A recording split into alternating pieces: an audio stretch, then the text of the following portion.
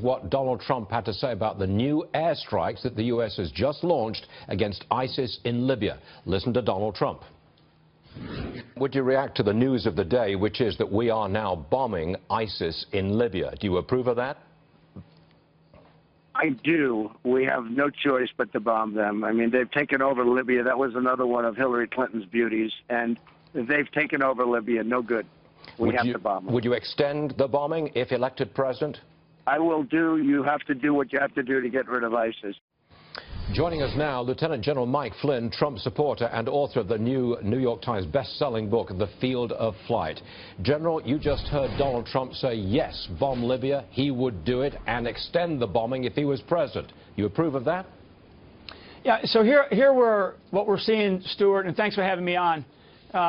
This is another example of a failed strategy going after radical Islamism that is not comprehensive. So we are having to react to this enemy that's on the global battlefield. And so I agree with what Donald Trump said, but we're in a place now where we have to take a step back and look at a much more comprehensive way of dealing with this problem. I mean, Libya is a failed state because this administration did not learn the lesson of Iraq. And we basically created another safe haven for the rise of radical Islamism, and there are multiple groups in Libya. So a couple of strikes against a couple of, quote-unquote high-value targets is not going to solve the day. Well, General, in our interview earlier this morning, Donald Trump outlined a more comprehensive policy of A, strike them over there, go after them militarily, B, more surveillance domestically, and 3, a more onerous and difficult immigration policy to stop people coming to the country in the first place. So we did outline a more general policy to stop this thing.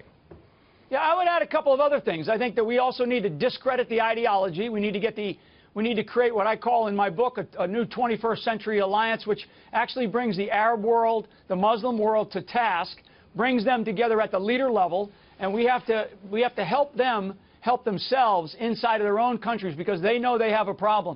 Those nation states that still exist, you know, President al-Sisi in Egypt, the king of Saudi Arabia. So we have some other alliances that we must take a look at in order to help General, solve this problem. I've just got 30 seconds left. Yeah. You know this from the inside. What is Hillary Clinton's anti-ISIS policy? What is it? Yeah. It's to do more of the same. I mean, there is no comprehensive policy. There's no comprehensive strategy. She basically set this thing on the path that it's on right now, particularly in Libya, which is a complete disaster. And people forget about Yemen. That's a failed state.